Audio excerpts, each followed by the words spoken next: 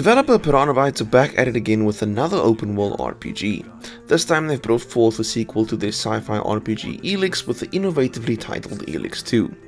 As a direct follow-up to the previous game, ELEX II takes place some years after the first game, with our hero Jax having vanquished the first big bad, the Hybrid, but failing to stop it from sending some signal into space. Now a recluse who has failed to convince the world that more trouble is heading their way via an ominous hole in the sky, Jack's worst fears are confirmed as his hobo shack is reduced to rubble and the hands of fate guide him back towards the role of savior after throwing him off a cliff first. No one said fate had to play nice though.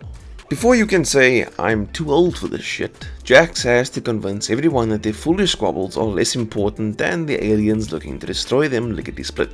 Your adventure begins in earnest once you've been told that an alien infection is going to do you in at some point, but before that can be looked at, you're going to have to visit the world's different factions and then get them to join your new one.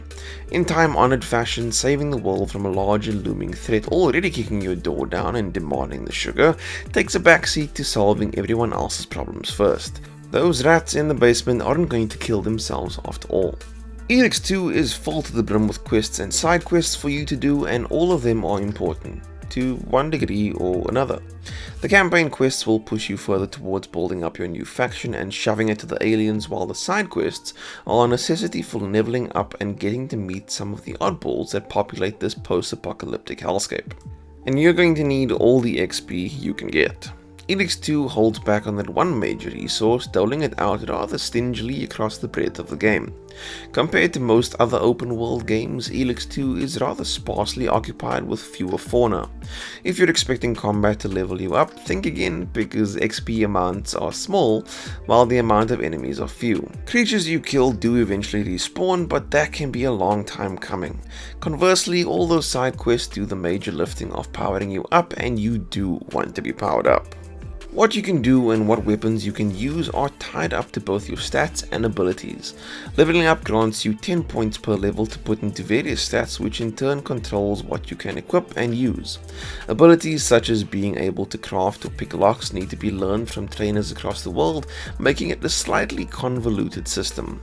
The downside to the level locking is that it means for a good portion of the early hours, some 7+ at least for me, the damaged sword or broken lead pipe you get in the beginning is what you're going to be bludgeoning everything with for a good long time.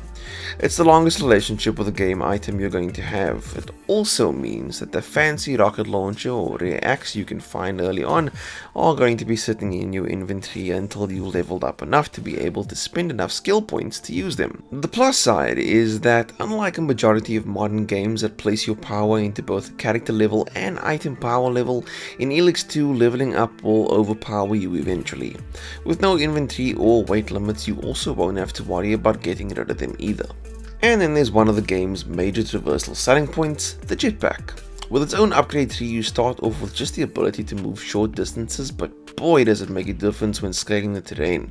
Don't feel like walking that long trail to the top? Then just short boost hop your way there along the rocks. Don't want to follow the trail again from the top of the mountain to the river below? Then just jump off and activate it before you hit the ground. It's cathartically fun, and that's before you can go full Iron Man with it.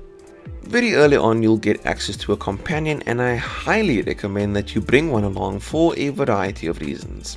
Just as you're capable of finding a rare axe minutes into the game, so too are you capable of beating a low level critter only to walk around the corner and be eviscerated by a raptor sporting more health bar sections than you do fingers. You can see how dangerous an enemy is by locking onto it, or if you have projectile weapons, aiming at it. This sort of enemy placement makes exploring extremely dangerous early on, but also worth it as you're never quite sure what's over the next ridge. Companions will join you in combat and are autonomous.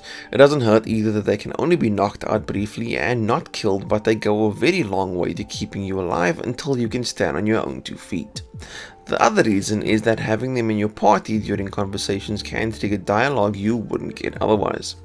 ELEX II may take its time getting its story to full steam, but it's more than worth it. Hidden beneath the occasional bit of inconsistent writing is a rather good story full of player choice. Save someone, let someone go, kill them, it's all up to you, and you can just as easily unlock new quest lines as you can close them off too early. There's a fair amount of narrative world building to be found through exploring and reading the journals and notes of people, along with the rusted skeletons of once great cities dotting the landscape. And if you're thinking that you need to play the first game before this, don't worry, as Piranha Bytes have that covered. Sure, you'll miss out on some backstory and history to some characters, but all the important information is given to you in conversations and flashbacks. Not playing the first game will not stop you from enjoying this one. Visually, ELEX II features a mostly bare world, at least compared to other AAA open world games. Enemies are far between each other and there's less foliage and environmental debris. The game is far from ugly though, and it does have some great visual moments in it, but compared to others in the same genre, it can feel rather plain at times. If you're familiar with Piranha Bytes' previous games, then you'll know full well to expect a certain level of jank. And while ELEX II makes improvements over the original, it still has its fair share of jank and issues, and you know what, that's really part of the game's charm. The most noticeable issues concern the inconsistent writing that had me scratching my head at times, along with the frame rate, animation issues, and collision detection. The biggest issue, however, and one that makes Companion so important, is the combat, which isn't great, to say the least. The lock-on function doesn't always activate, collision boxes don't always work, and you can clip through enemies quite a bit. There's a feeling of imprecise floatiness to the combat that is initially frustrating as hell, but once you get used to it and discover that the shield bash move can drain an enemy's stamina gauge and knock them down without depleting yours, it becomes a certain kind of fun.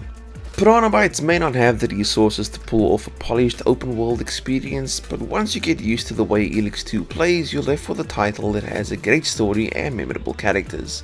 Whether you're jetpacking over the mountains, fighting aliens with your own weapons, or just taking the time out to attend a post-apocalyptic Billy Idol concert, ELEX II is an incredible amount of fun, and most importantly, it's got a lot of heart.